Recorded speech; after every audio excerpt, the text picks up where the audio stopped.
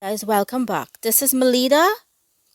Malida is a traditional sweet dessert popular in Pashtun and Persian household in Afghanistan and Pakistan. Also popular in northern India and in the Caribbean, passed down generations to generations. It is also made using bread or leftover bread or roti such as paratha that can be processed or pounded to make a crumble or crumbly crumb, then sweetened with sugar or condensed milk and flavored with spices and dried fruits like raisins, nuts, desiccated coconut, butter and ghee is added. So this is what the roti would look like, soft and silky roti.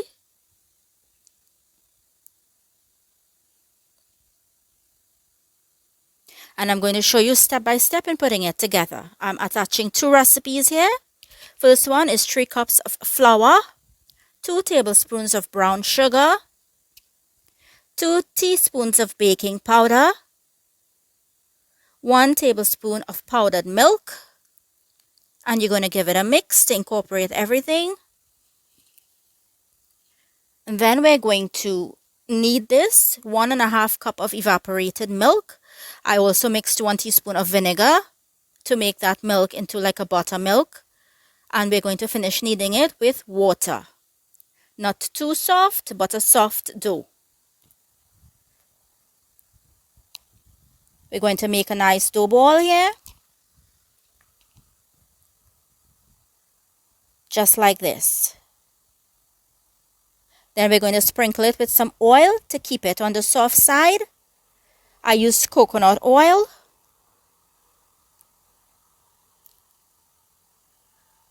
Once your dough is soft, your roti is going to come out very soft. Cover with a plastic wrap for 20 to 30 minutes. After the 20 to 30 minutes of resting, this is what your soft dough ball would look like. We're going to sprinkle a little bit of flour here, just to knead it back for it to come together, to make it into a ball where we can cut it into 4 and separate it. If it's too sticky, just continue adding a little flour and form it into your dough ball. Malida was something we used to make long ago regularly home when we had prayers, and it can be served after prayers for a dessert. You're going to divide it into 4. So we're going to get 4 rotis with this. Roll up each to make 4 balls or dough ball. Sprinkling with flour, lightly flour, and making your dough balls here. Setting it into the same bowl and just cover it for about 5 minutes again, just for it to rest a little bit.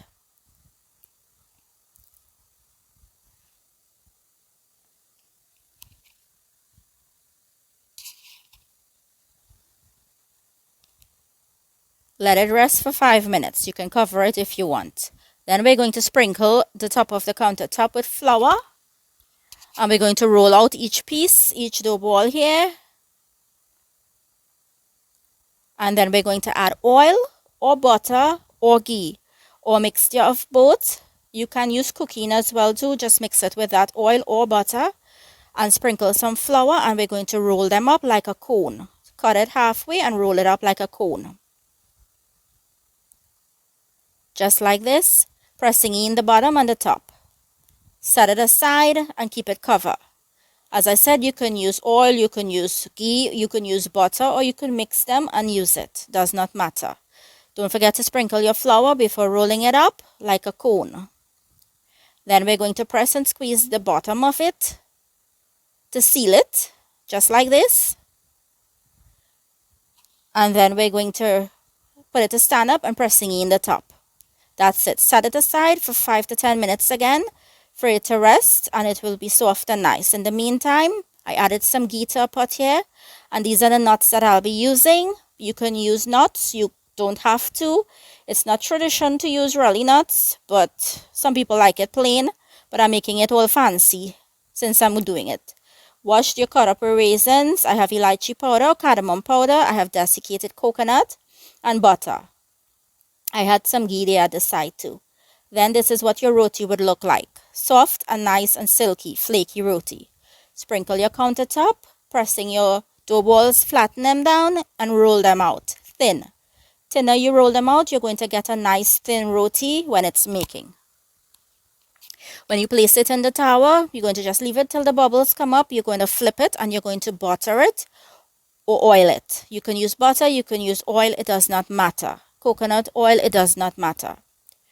And then I'm going to use 2 wooden dabblers to separate the layers here, beating it. Just for the layers to separate, and put it in a bowl and keep it hot. This is what your roti would look like. Soft, silky roti. Then we're going to put our nuts, our toasted nuts, into the mini chopper here and chopping it up fine as you want it and set it aside until we're ready for it. Then we're going to take our rotis. Remember, it's very hot, so cut them up and put it into your food processor to process to make that crumble or crumbly mixture. So I'm doing 2 rotis at a time here in the processor.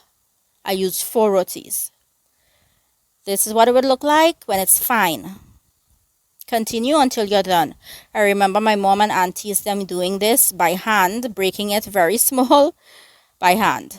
Make life easy, use your food processor. This is your fine crumbly mixture here. Cardamom or elaichi powder goes in. You can use as much as you want. Cinnamon will go in too. Use as much as you want. Desiccated coconut and our chopped nuts goes in. It's optional, as I said. Brown sugar goes in, and our dried fruits, raisins, and our butter. You can use ghee too. Condensed milk goes in.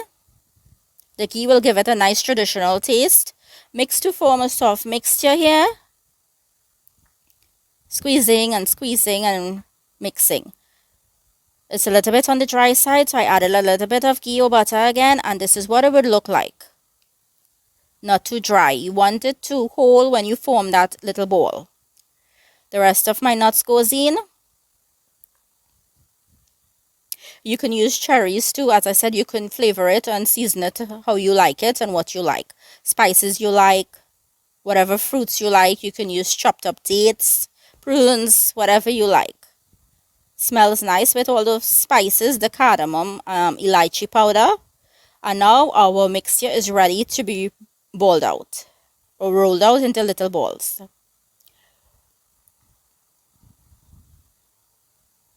I'm just using this as a little measurement here to eyeball it. And then we're going to squeeze it and roll them up into little balls. That's what it would look like. And this is what people know as Malida long ago.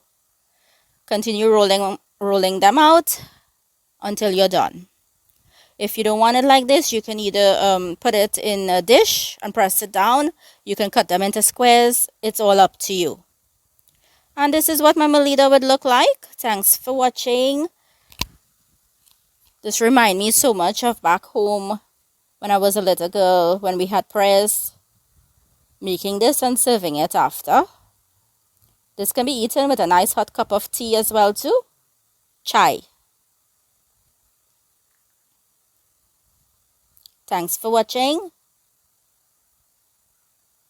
Now go make some Malida and let me know how it comes out. And enjoy it. Thanks for watching Anna Cherry Caribbean Kitchen.